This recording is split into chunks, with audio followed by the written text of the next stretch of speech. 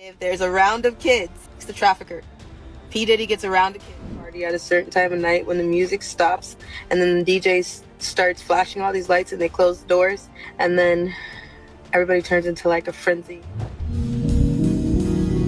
In accordance with the great head of the church, we baptize you, my brother, in the name of the Father, and of the Son, and of the Holy Spirit. Denzel Washington, the Hollywood icon known for his legendary roles and impeccable reputation, is making headlines for a completely different reason, and it has nothing to do with movies. The Oscar-winning actor has reportedly left Hollywood behind and turned to the pulpit, receiving his minister's license at a church ceremony in Harlem. But here's the twist. This isn't just about faith. Whispers are circulating that Denzel's decision is tied to the growing scandal surrounding Hollywood's dark secrets, and Diddy's name is right at the center of it all. Could Denzel's shift be a move to expose the shocking truths he's witnessed, or is he simply distancing himself from the storm? Let's dive into this explosive story that has everyone talking.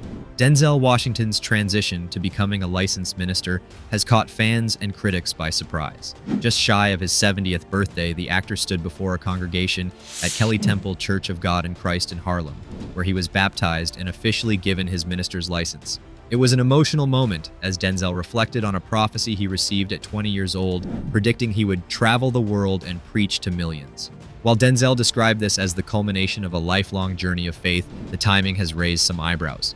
With recent allegations rocking Hollywood, including explosive claims about Diddy's secretive parties, some are questioning whether Denzel's move is more than just spiritual.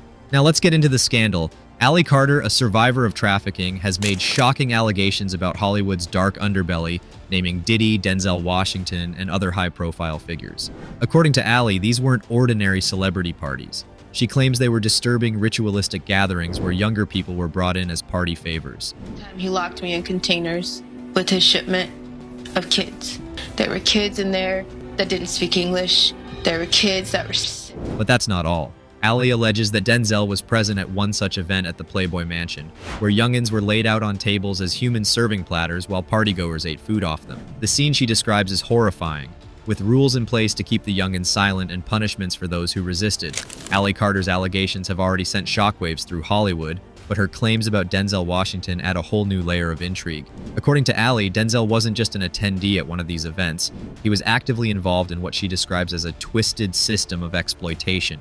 She alleges that Denzel was present at one of the infamous parties hosted by Diddy, where young people were reportedly treated as party favors. While Denzel has long been admired for his public image of morality and faith, Allie's claims challenge this perception, painting him as part of a culture that preyed on the vulnerable. But here's where things get even murkier. Denzel has reportedly been vocal at times about his discomfort with Hollywood's darker side, even advising others to stay away from these high-profile gatherings. So why was he there? Was he complicit? Or was he trapped in a system he couldn't escape? Let's talk about the night that reportedly changed everything. Denzel was allegedly seen storming out of one of Diddy's parties, shouting accusations about respect and morality. Witnesses say he was visibly upset, leading many to believe he saw something that deeply disturbed him. But that's not all. According to other sources, Denzel and his wife Pauletta were seen leaving the party early, fueling speculation that they may have wanted to distance themselves from what was happening.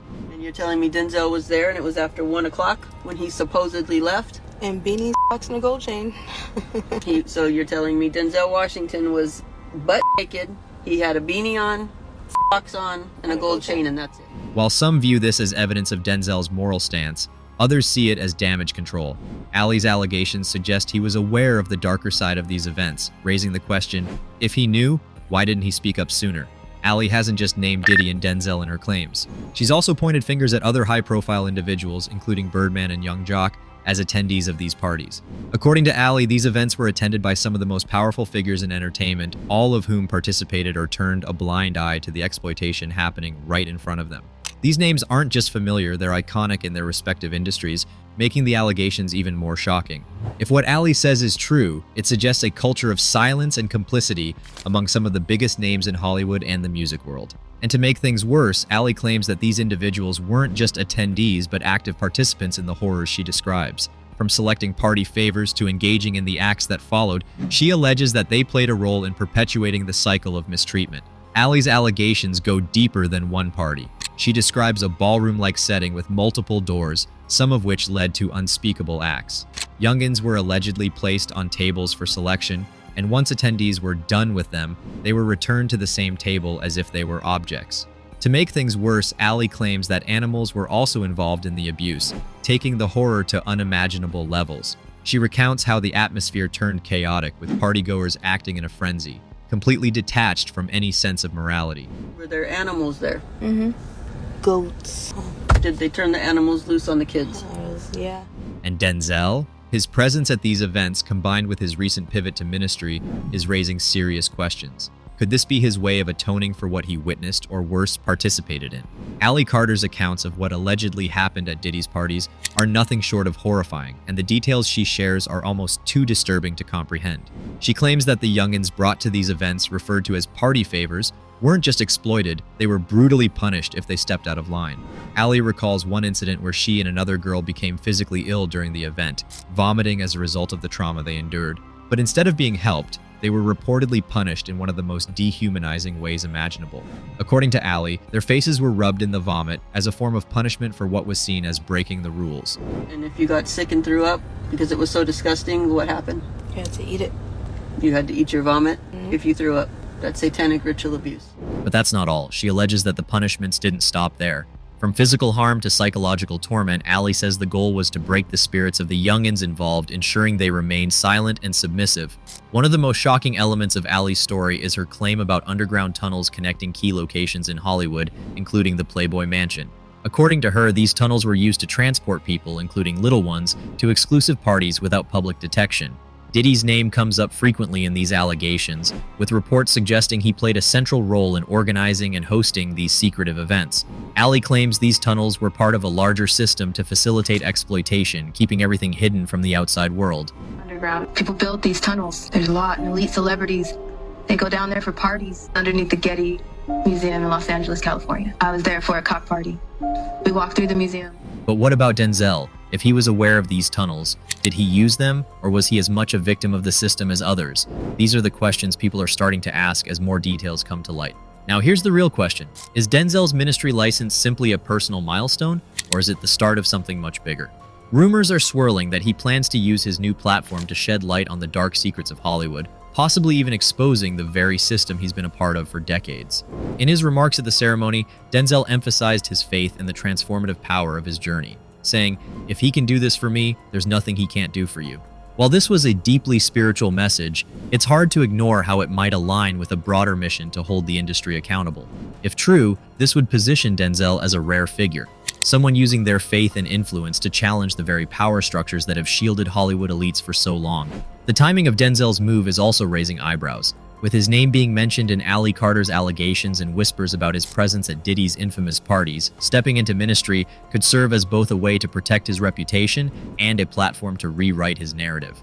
But to make things even more compelling, Denzel's ties to Kelly Temple Church go way back. Church deacon Arthur Dean described him as like a brother, someone who grew up in the church and never forgot his roots. This deep connection adds a layer of authenticity to his decision, even as skeptics wonder about its broader implications.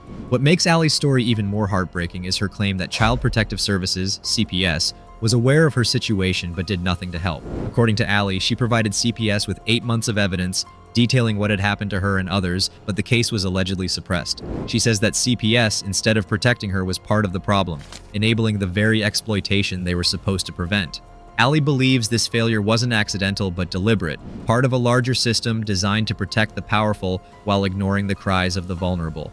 This isn't just a personal failure, it's a systemic one, raising serious questions about how deeply rooted this alleged network truly is. So, what do you think about Denzel Washington's move to the pulpit? Is he preparing to expose the dark secrets of Hollywood, or is this his way of escaping the growing scandal?